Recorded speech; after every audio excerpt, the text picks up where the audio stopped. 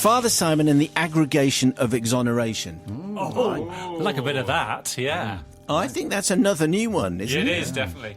The following tale takes place in the late 1970s. By the way, don't try any of this at home. Different times, everyone. All Different of it. times. All of it.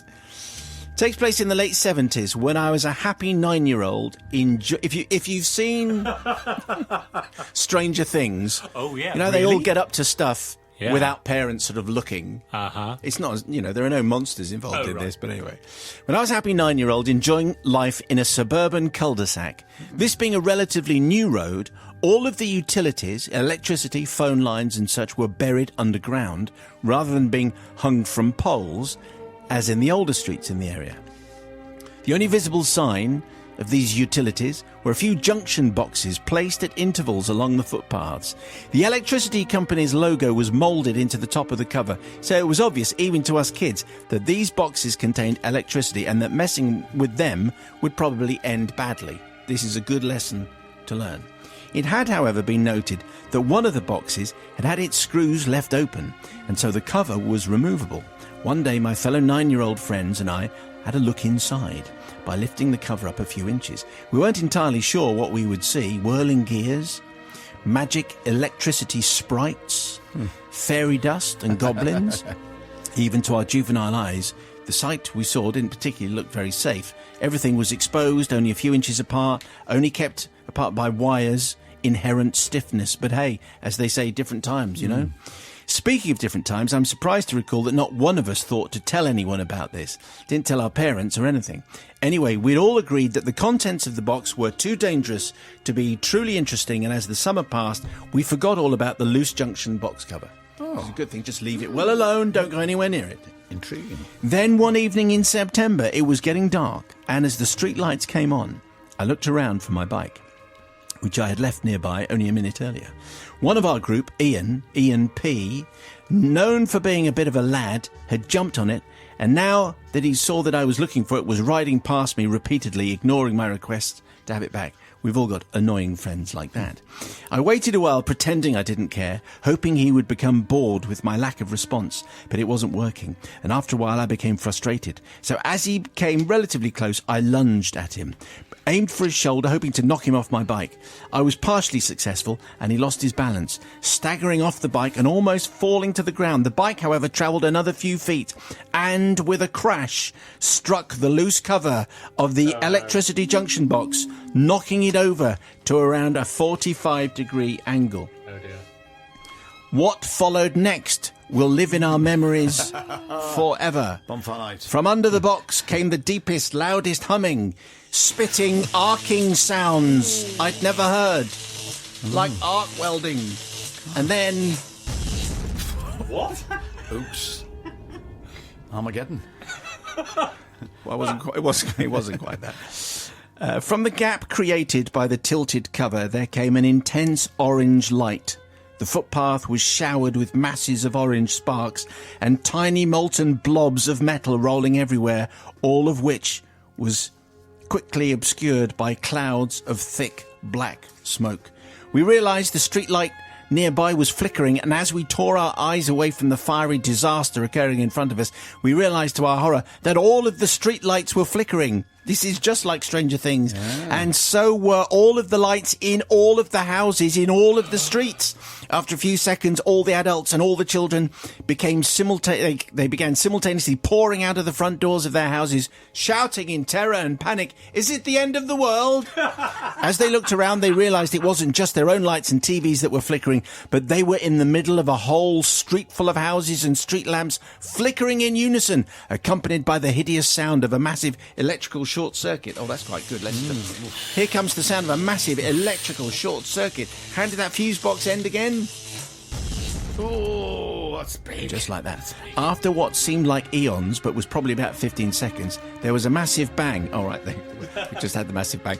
And the whole street went totally dark and completely silent. The only sounds were those of shocked parents explaining to their terrified children that no, the end of the world was not occurring. As soon as the power went off, I grabbed my bike and I ran home. "There's a power cut," my dad says as I came into the door of a dark house. Oh, really? I noticed all the street lights were out, I say, trying to sound nonchalant. A word I didn't know when I was 9. It was really strange. The lights flickered for ages, said my older brother. Yes, very strange that, I mumbled as I fled upstairs. I was terrified. I had blacked out, not just our street, but all the streets. I was almost certainly going to go to jail for this. A while later, there were flashing lights zooming across the wall of my bedroom. I risked a peep out from the window. There was a van parked down the street with a rotating orange beacon on its roof. They're not looking for me.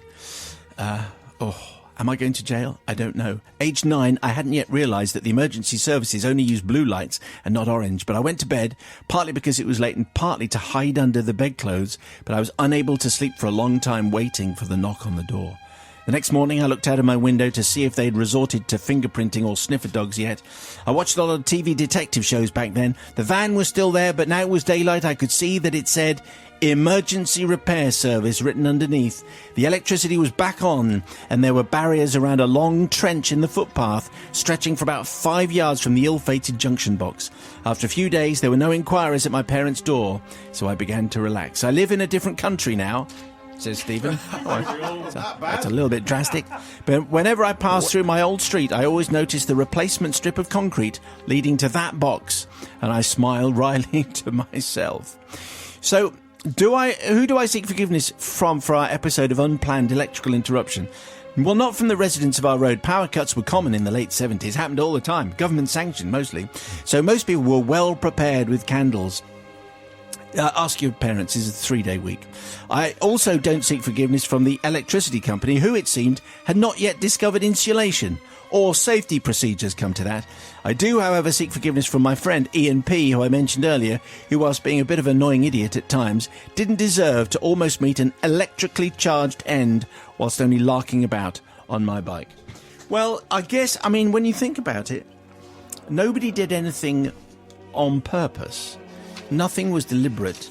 I guess they could have told their folks or something, but it seems to be the electricity company, wouldn't you say, Bob? Are you leading the jury, Father Simon? Well, I might be. I mean, the thing is, you're only 9. You could have told your parents, who could have told the electrical company to, repair the box and screw it back down again. That might have made a difference. The thing is, it was EMP's fault, because he started it by being really narky and thinking he was funny. Because if he hadn't done that, then it wouldn't have happened. However, worse things could have happened. A small child or a kitten could have fallen in, and the same could have happened. It could have been worse, couldn't it? So maybe... Thank heavens it wasn't a kitten. Yeah, maybe